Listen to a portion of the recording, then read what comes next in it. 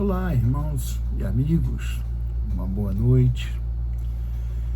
Com alegria estamos aqui retornando aos nossos vídeos para falar sobre a glória de Deus, a sua mensagem de salvação. No último ou no penúltimo vídeo eu comentei aqui, acho que brevemente, sobre uma batalha espiritual que eu estava enfrentando aqui em uma loja vizinha aqui, de muro aqui com o terreno da minha casa, que fora alugada ou emprestada, não sei, para um elemento que desde que chegou aqui já se mostrava uma pessoa bem suspeita, dando indícios de que sua intenção não era o que ele queria aparentar que fosse. Ele se fazia de reciclador, né? Então, é uma antiga loja, já foi material de construção, já foi serralheria, enfim. E nos últimos anos tem ficado fechada, não tem sido usada, porque a família que era dona, ou ainda é, não sei, é uma família de advogados, e eles são o principal deles, né?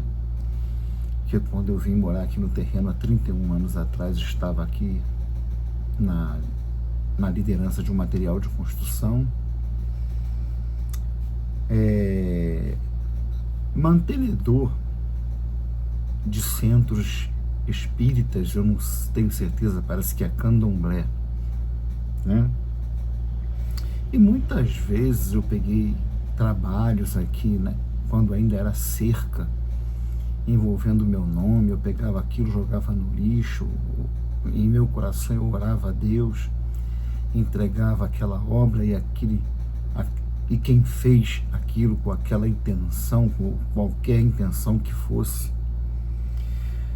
Agora, por volta do ano de 2019, chegou esse elemento para cá. Depois de alguns anos, por volta de 2023, ele começou a encenar que estava colocando um trabalho evangélico na loja.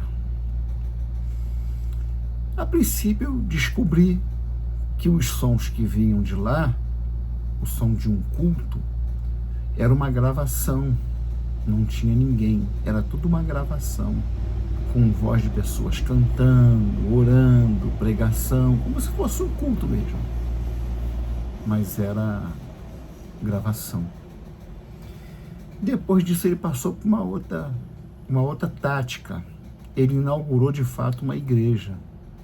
Aí eu fui lá na frente dar uma olhada, era um púlpito com uma cruz grande de uma madeira fina, com um pano vermelho, tipo um manto vermelho, metade e metade preta, e com luz negra, uma coisa muito macabra. Assim ele foi se mostrando o que de fato era. Posteriormente a essa época, alugaram uma casa de 2 andares que está aqui, é a 4ª casa aqui, subindo a rua, sentido Cesário de Melo. E foi um pessoal espírita e colocou ali um centro do candomblé. Nessa ocasião, ele passou a colocar defumadores. E quando eu descobri em 2024 que ele estava praticando obras de feitiçaria contra a minha vida, contra mim.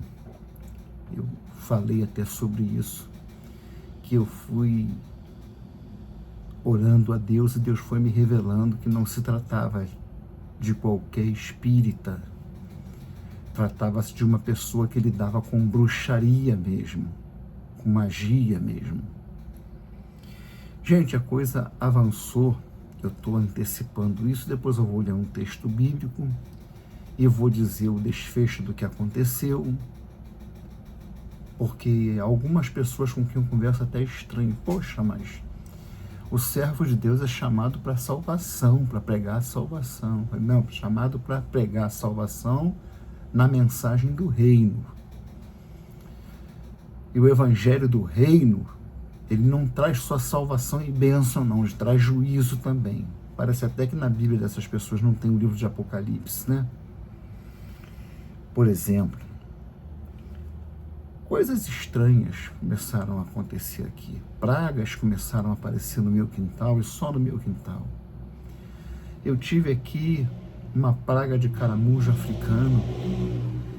Eu recolhia 170, 200, 250 caramujos grandes dentro do quintal. E nessa época eu não criava galinhas como eu crio hoje. Eu tinha 4 cães aqui. E o perigo desse bicho é um transmissor de vários tipos de doenças, inclusive de doenças letais. E eu comecei a jogar sal grosso no quintal, jogava sal grosso neles, recolhia no balde cheio daquela coisa nojenta, e eu tacava fogo.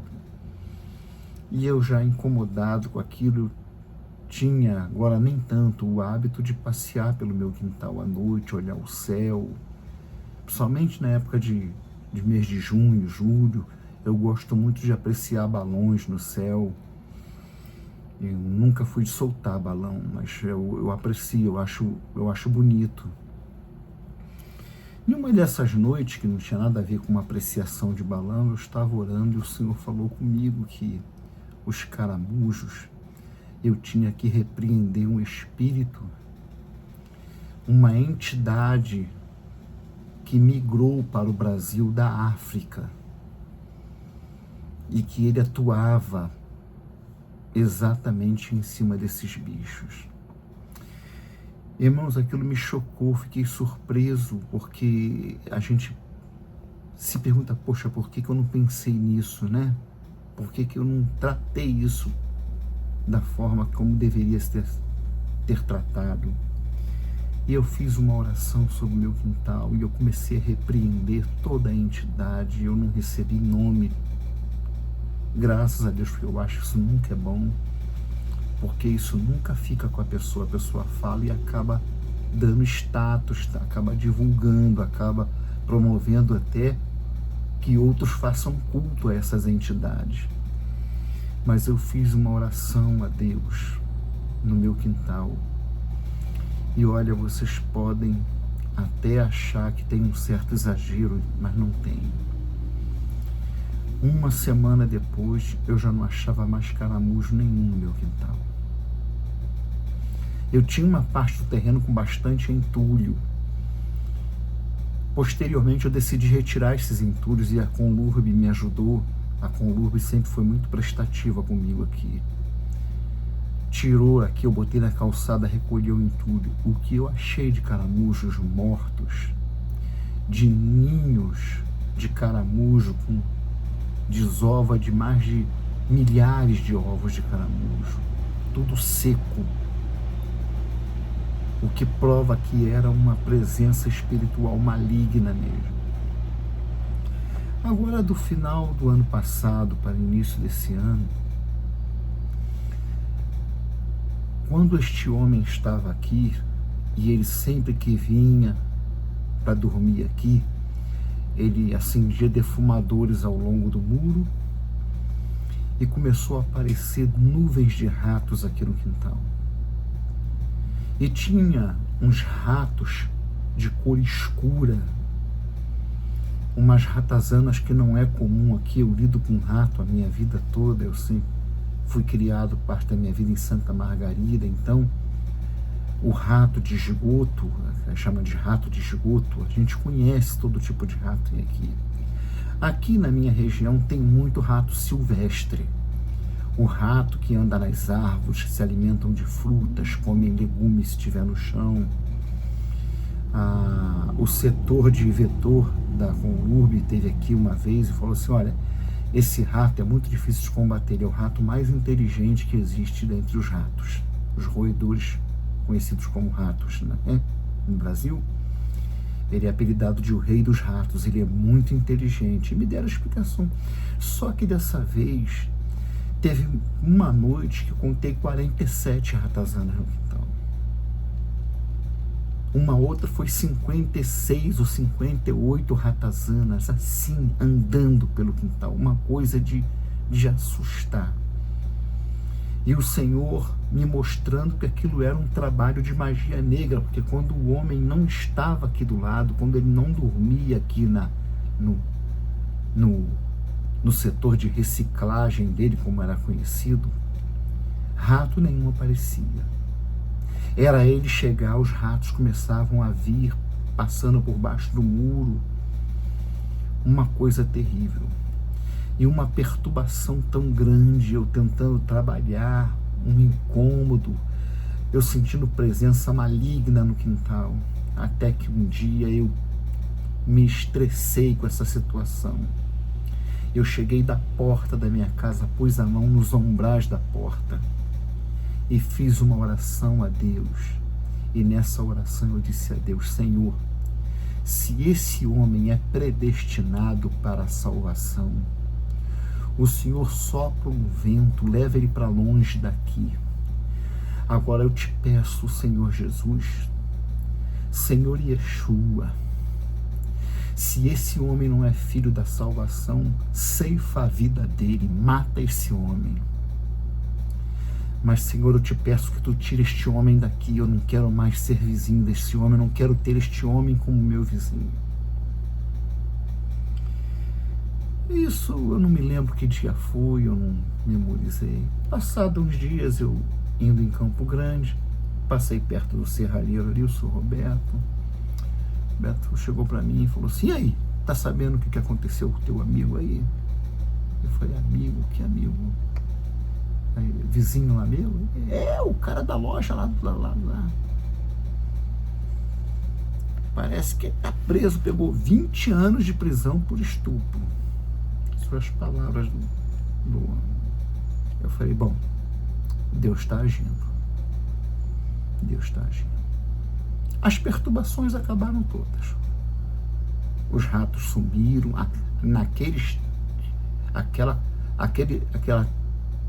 aquela tipificação de rato, aquela infestação parou, acabou. Os ratos silvestres continuam aí, aparecem na época de fruta, quando não tem fruta, somem. Eu não sei qual o destino que ele teve, mas aquele nunca mais apareceu. E eu falo isso para a glória de Deus, porque eu estou vivendo aqui a minha vida, como os irmãos que me acompanham, os que são membros do canal, aqueles que saem e voltam, às vezes, 2 vezes no mês, eu não entendo, né? Eu sei que eu não sou uma pessoa cativante para falar, né? Eu não fiz curso, eu não treinei, eu não sou do estilo do pregador evangélico que prepara o seu coração para trabalhar em cima de púlpito. Tem mais a ver com a conquista da simpatia dos seus membros, com vistas a números de pessoas na sua igreja, para fins eleitorais, para fins financeiros. Não, eu falo do meu jeito, isso que eu estou fazendo aqui é como eu faço quando estou com as pessoas, e eu sou isso aqui. Quem você um dia tiver a oportunidade, quem assiste esse vídeo, tiver a oportunidade de me conhecer, e os que me conhecem, vêm aqui em casa, sabe que eu sou assim. Eu não me identifico mais com igreja, nem com essa coisa chamada igreja, e os que se dizem evangélico, protestante, vamos definir bem isso aí. Protestantes que são nada mais, nada menos, hoje eu reconheço, que são dissidentes do catolicismo, tanto que muitas das doutrinas que estão no catolicismo, eles continuam mantendo. Por isso eu mudei o nome do canal. O canal agora é Ha-Notzerim. É uma expressão hebraica que quer dizer simplesmente os nazarenos, que era uma das maneiras com que os discípulos eram chamados nas primeiras décadas do ministério apostólico. Ao contrário do que diz a história, os livros de teologia e nossas Bíblias, que fala cristãos, citando Atos, capítulo 5, capítulo 6 e até capítulo 13, que nós vamos estar lendo aqui, cristãos, conversa fiada. Cristão é um termo que vai surgir por volta do ano 350, 325, por ali assim vai começar a surgir o termo cristão, que é oriundo de uma tradução grega, greco-romana. A região ali da Ásia, onde se situa Israel, a terra do nosso Senhor Yeshua, o Mashiach, era de domínio romano, que era um império que era de natureza cultural latina, mas sobre toda a influência religiosa e filosófica grega. Daí cristãos. Mas os discípulos eram chamados de os messiânicos, os nazarenos e os do caminho, porque o Senhor disse: eu sou o caminho. Então eles eram seguidores daquele que se disse o caminho, então eram os do caminho. Mas cristão, isso aqui é tudo engano. A gente sabe que isso não atrapalha de se pregar o evangelho, não fere o fato de que as escrituras são uma palavra de Deus, a revelação de Deus, mas nós precisamos entender isso. E com essa baderna que virou a coisa hoje em dia, né, a gente está aí precisando se definir. E quando me perguntam, como é que me perguntam? O senhor pertence a que igreja? Eu falo: não pertenço a igreja nenhuma, eu pertenço a Deus. O Deus que se fez carne foi a cruz, que é o único Deus que tem. Não é um ser de trindade, não é nada disso. Ele é o único Deus. É que, como eu já comecei a falar em alguns vídeos, e vamos dar sequência a isso, que isso é muito importante e quase que praticamente ignorado, é que ele criou para si a humanidade, as características que definem o ser humano, só que não esse ser humano como tal, mesmo salvo, mas o humano perfeito, o humano que é ao mesmo tempo humano e Deus. Ele é Deus e é humano. Paulo é a principal fonte literária para esclarecer esse mistério. Aí você vai entender melhor muitas passagens do Antigo Testamento, você vai entender muitas declarações do próprio Senhor, quando ele fala nós, e João vai ver que tem um homem à direita do trono de Deus. Deus está no seu trono e à sua direita tem um homem, um cordeiro, que fora imolado. Mas aí já não são dois, Enoque? Não, é um só. As formas são múltiplas. Ele é o Deus que é em essência espírito, como o Senhor diz em João 4. Ele é o Deus que é o homem, chamado no Antigo Testamento, o Senhor é homem de guerra, por exemplo, né? E ele é o Deus que se encarnou, mas não com este sangue e esta carne. O pecado não tinha domínio sobre ele. Em hipótese nenhuma ele podia ter catarro nos pulmões. Em hipótese nenhuma ele podia ter problemas cardíacos, ser acometido por câncer. Os demônios diante dele fugiam. ou então vinham para reverenciá-lo, reconhecendo-o como Filho do Deus Altíssimo, na sua forma humana, Filho. Mas lá em Apocalipse nós vamos ver que o humano e o divino vão estar em um só ser, e nós assim poderemos vê-lo como vemos um ao outro. Muito bem. Então, a importância, para mim, particularmente, de eu deixar bem claro que eu não me identifico mais com a cristandade que está aí. Continuo crendo nas doutrinas do Novo Testamento.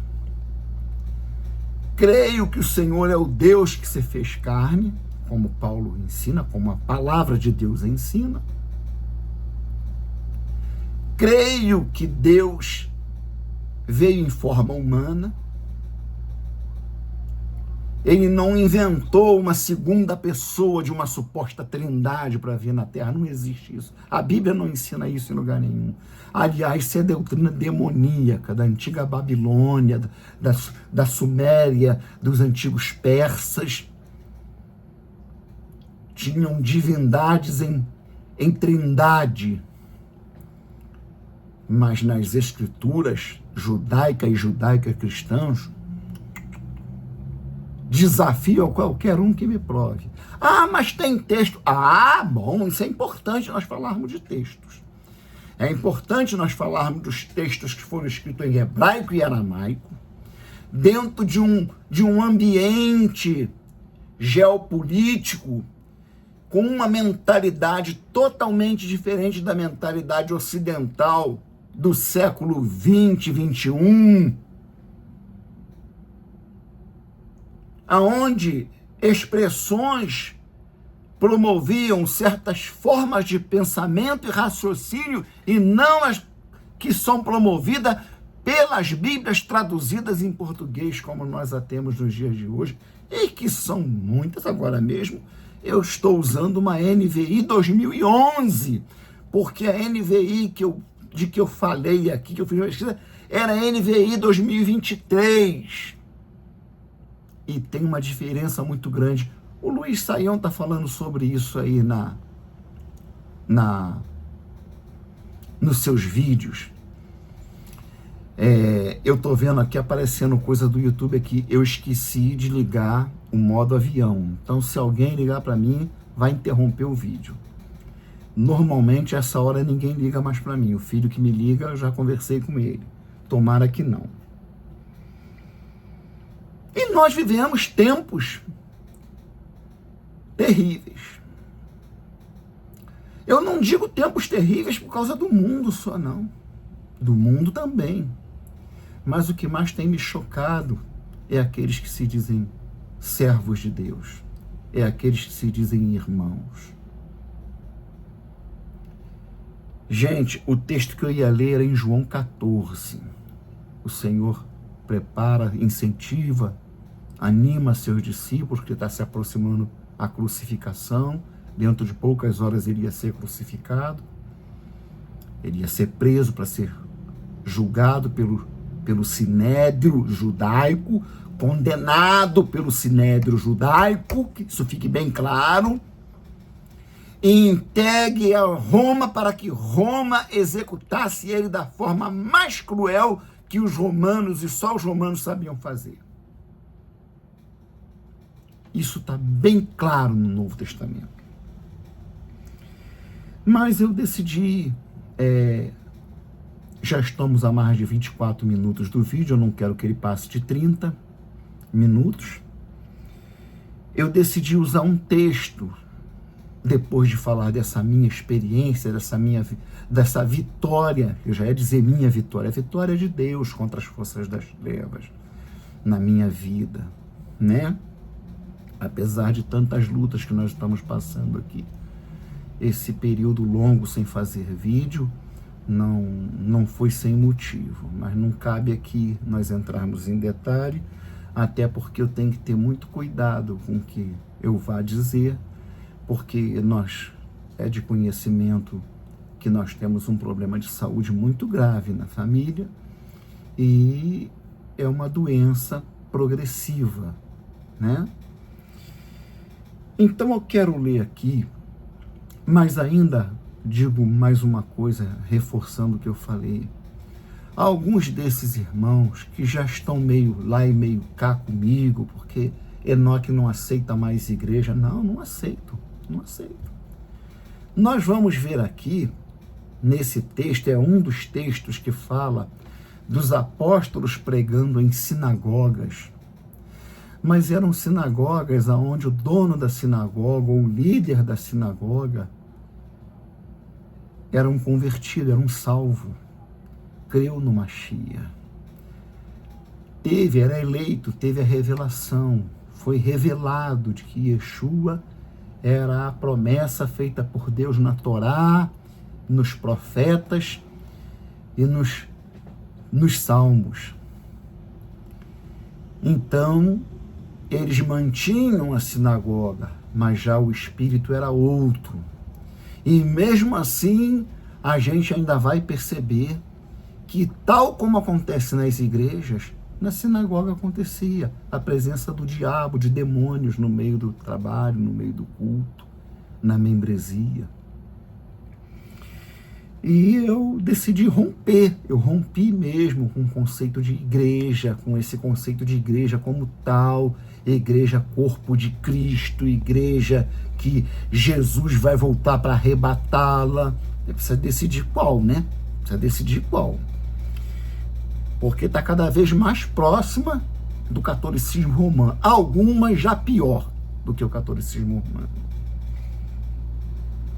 Então eu não posso mais compactuar com isso. Certa vez alguém me chamou para uma empreitada de pessoas que estavam desigrejadas. Eu falei, olha, entenda uma coisa. Eu não pego trabalho nenhum com crente que não seja para desconstruir tudo que foi feito ali e fazer de novo conforme as Escrituras e só as Escrituras. A pessoa não gostou, não topou. Atos capítulo 13. Enviados pelo Espírito Santo, desceram a Seleucia e dali navegaram para Chipre. Chegando em Salamina, proclamaram a palavra de Deus nas sinagogas judaicas. João estava com eles como auxiliar. Viajaram por toda a ilha até que chegaram a Pafos. Ali encontraram um judeu chamado Bar-Jesus, que praticava magia e era falso profeta. Ele era assessor do procônsul Sérgio Paulo. O procônsul, sendo um homem culto, mandou chamar Barnabé e Saulo, porque queria ouvir a palavra de Deus. Mas Elimas, o mágico, abre parênteses, esse é o significado do seu nome, opôs-se a eles e tentava desviar da fé o procônsul. Então Saulo, também chamado Paulo, cheio do Espírito Santo, olhou firmemente para Elimas e disse: Filho do diabo e inimigo de tudo que é justo, você está cheio de toda espécie de engano e maldade. Quando é que vai parar de perverter os retos caminhos do Senhor? Saiba agora que a mão do Senhor está contra você, e você ficará cego e incapaz de ver a luz do sol durante algum tempo.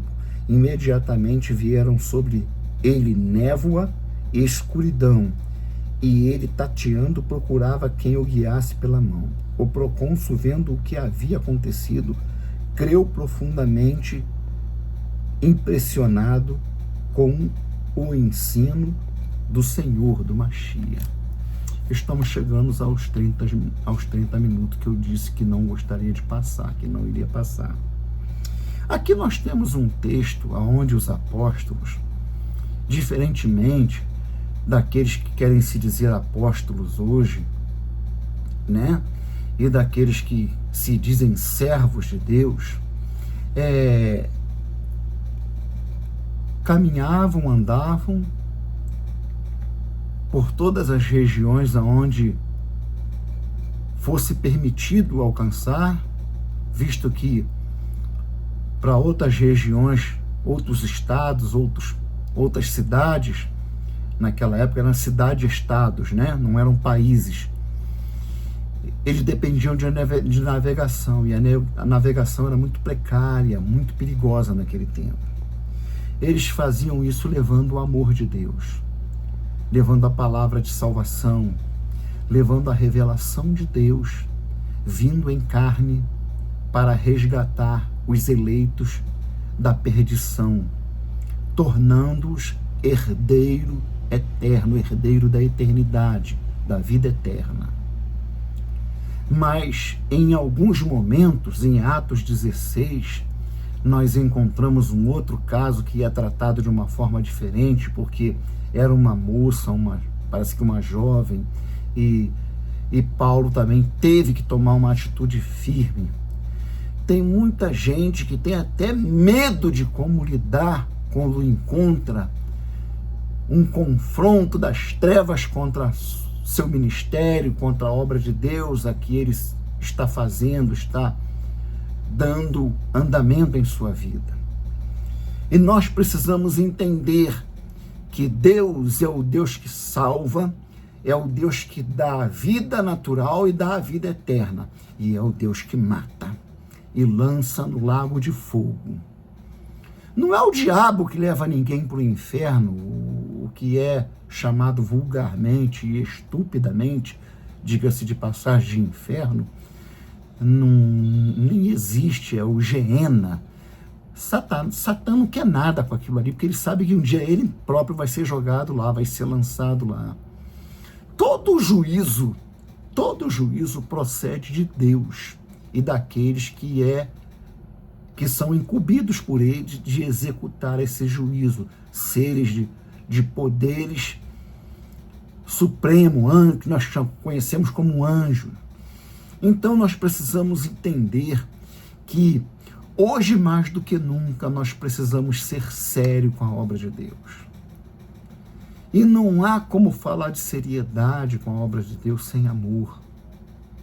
Quando uma pessoa que se encontra na nossa condição aqui é abandonado por pessoas que se dizem ministros, mulheres de oração, ministros da palavra de Deus, que para ir para sua casa tem que passar na minha porta todo dia, passa 2, 3 meses sem visitar. Nós temos enfrentado lutas muito grandes aqui, irmãos, com doença.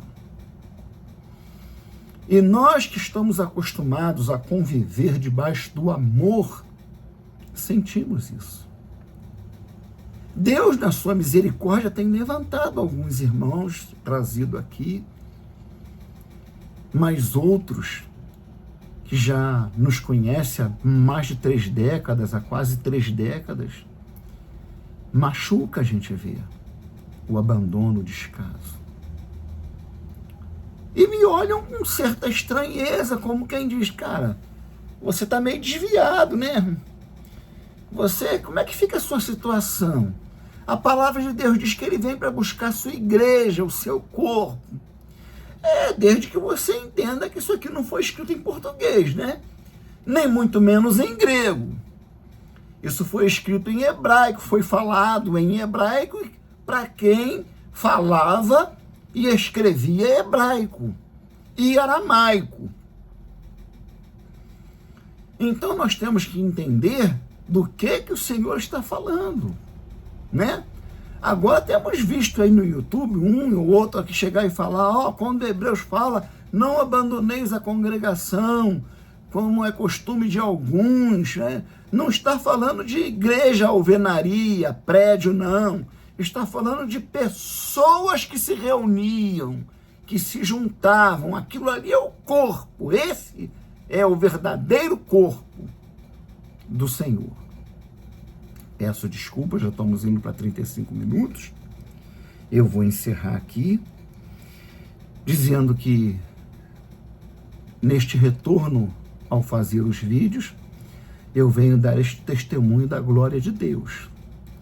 E que para mim foi uma coisa, para qualquer pessoa na nossa condição, que precisa de ver a mão de Deus agir. E ver, de fato, a mão de Deus agir com poder. Eu soube que ele já foi bastante machucado, já estava com a cara tão arrebentada que ele tinha 2 bocas no rosto. Quase mataram esse elemento, esse bruxo. Que eles precisam saber que, assim como nós precisamos entender que nem todo umbandista, nem todo candombledista é de fato um praticante do espiritismo, magia. Mas quando nós nos defrontarmos com um que é verdadeiro praticante de magia negra, magia das trevas, ocultismo, que trate com cuidado, porque você está lidando com forças de poder de destruição. Mas nada disso se compara com se meter com um verdadeiro homem de Deus, com uma verdadeira mulher de Deus. Que, como o Senhor falou, tem o poder de reter o pecado, de sentenciar, de manter debaixo do jugo de Satanás, como tem o poder de clamar e impetrar o perdão dos pecados. O Deus que habita em mim, o Deus que habita nos verdadeiros salvos, é um Deus que é fogo consumidor. E numa hora dessa, é bom que eles saibam. É bom que ele saiba e que ele vá dizer para aqueles do meio dele que ele sofreu e está sofrendo o que está sofrendo, porque se meteu a fazer magia, a invocar entidades das trevas contra um ungido de Deus. Isso é o que ele recebe e é o que tem que acontecer com todo que se propor a este tipo de situação, a este propósito. Então, aqui em Atos, nós temos a descrição de um acontecimento em que Paulo prestou atenção na situação, viu que o cara frequentava uma sinagoga, era membro de uma sinagoga, era judeu, voltado aí para a questão do aramaico, o nome Bar Jesus, Bar em aramaico é filho, né? Então ele está relacionado mais ao aramaico do que ao hebraico e tinha certa influência mística em si e estava ali atrapalhando a realização da obra de Deus na vida de um escolhido, de um eleito. E Deus levou os seus servos lá e colocou aquele filho de Satanás no lugar dele e a salvação do procônsul aconteceu. Essa é a nossa tarefa, essa é a nossa missão. Nós não precisamos de construção de alvenaria para isso. Nós não precisamos nem de curso superior para isso. Precisamos sim ser dedicados às Escrituras. Precisamos sim ter uma vida de oração, ainda que não seja como muitos entendem, orar quase o dia todo dia, mas nós precisamos estar em comunhão com Deus. E Deus usou Paulo e Barnabé de forma maravilhosa, como usou o seu Espírito para me ajudar a me defender e me socorrer aqui contra as forças malignas que estavam tentando destruir a minha vida. Que Deus abençoe vocês e que a graça e a paz do Senhor esteja sobre todos nós. Se você gostou do vídeo, não esqueça de deixar o seu like, né? Compartilhar e estar orando por nós, por mim, pela Ana, minha esposa. E nós ficamos muito gratos, tá bom? Uma boa noite, que Deus abençoe.